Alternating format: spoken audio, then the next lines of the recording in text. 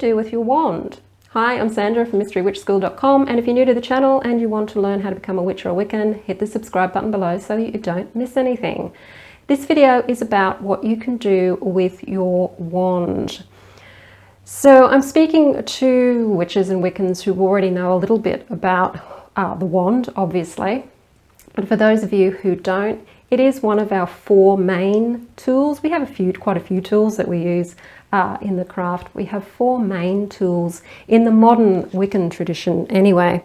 And one of those tools is the wand. Now the wand is featured in history, in folklore, in myths, fairy tales, all sorts of things, as something that people in authority use. So you do have the king or the queen with their scepter.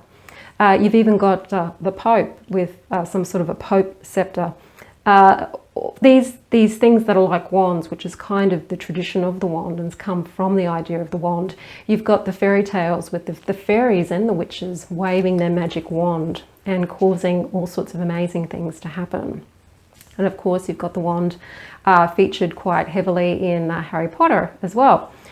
So what is this thing, the wand, and what the hell do we really do with this wooden stick? So this particular wand is a really beautiful handcrafted wand by an Australian magical artificer called Eric Addish, who also has a YouTube channel.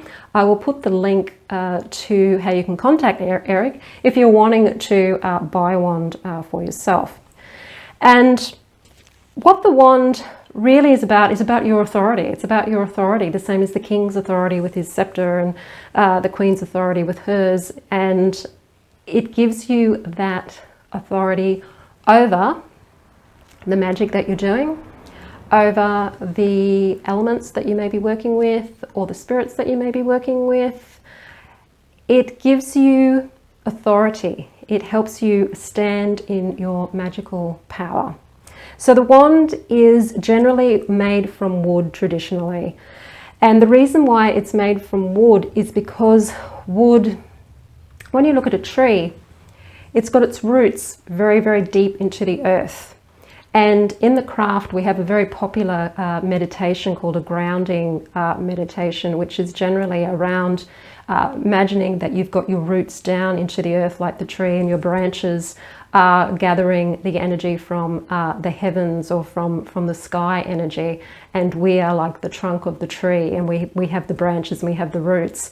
And so the imagery of the tree is in a lot of different cultures as being that connection between earth and sky, or heaven and earth. And if you're looking at the earth as more the feminine element and the sky father sort of element in the sky, you've also got that balance of the masculine and feminine energies as well.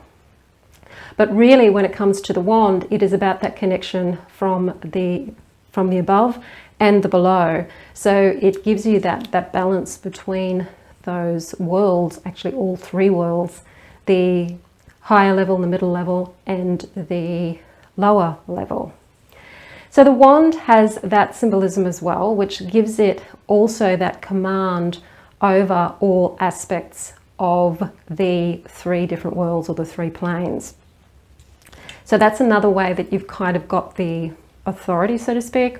And what I'm saying, it's about, I know that there can be a lot of animosity towards the concept of authority, especially with pagans, because we're kind of over it.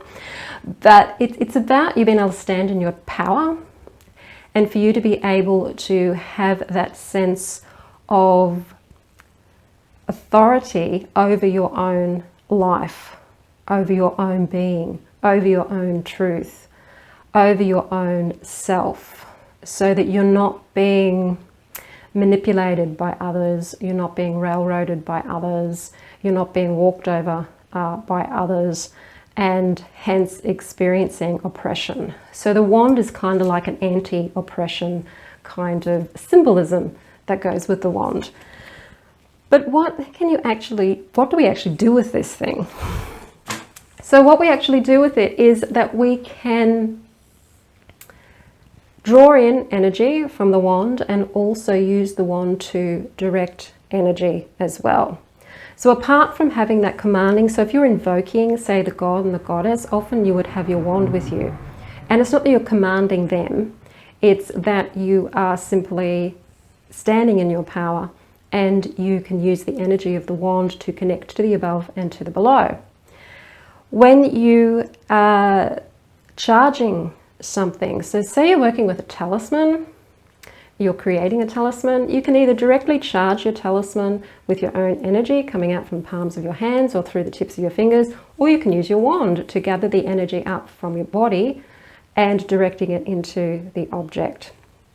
Some witches even cast their circles using the wand rather than their athame. And I'm sure that you've seen in the fictional stories, the wand is often used to blast things, to make things appear out of nowhere.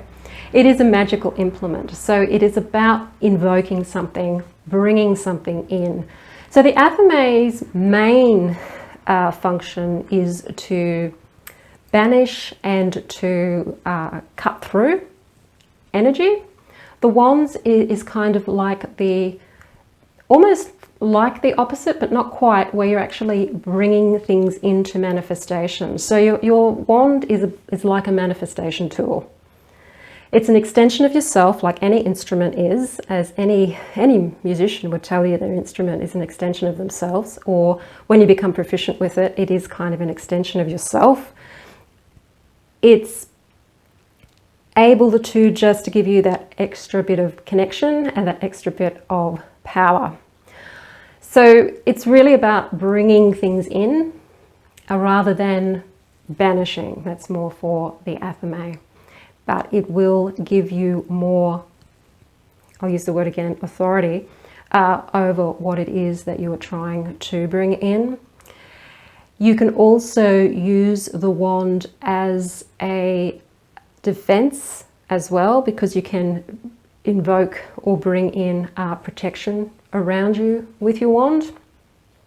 Rather than banishing it like you would with your athame, you would be bringing in protection with your wand. It is, the whole shape of it is really to direct energy. So that's why you have that really long sort of shape that just basically directs it into a particular point there. So it's absolutely not 100% necessary in your work, but it can enhance your work, and it certainly can ground you in your power simply by holding a wand that has been consecrated, that has been made well, and step into that power, your witch power, that part of you that is your higher self, your true self, your magical self. The wand can actually help you step into that simply by holding it, because if it's consecrated properly and made well, it will hold its own power. Another thing about working with something that is from nature, like a wand, which is from a tree, you're working with the energy of that plant as well, so the energy of that tree and the energy of the type of tree that it is. So it's good to know what wood your wand is made from, so that you can tap into the energy of that wood and work with that energy, that tree energy, as a familiar, as a power plant, in the same way that you would work with power animals. And you can even use the tree to connect more to some of the journeying that you may do through guided visualizations and path workings when you're working with the 3 different worlds. So that's another way that you can work with the energy of the wand as well. So that is the main ways that we use the wand in the craft. Do enjoy your wand, and if you are wanting to know where to start and how to practice, as in how to organize your practice so you can keep learning and not get stuck with, well, what do I do next? Download my free How to Start Your Witchcraft Practice. It's a free video that just gives you a blueprint as to where to start and what to learn in order to keep going in your first year of the craft. So do download that, it is free. If you like the video, hit the like button. Don't forget to subscribe, share it with your friends. I will see you on the next video. Blessed be.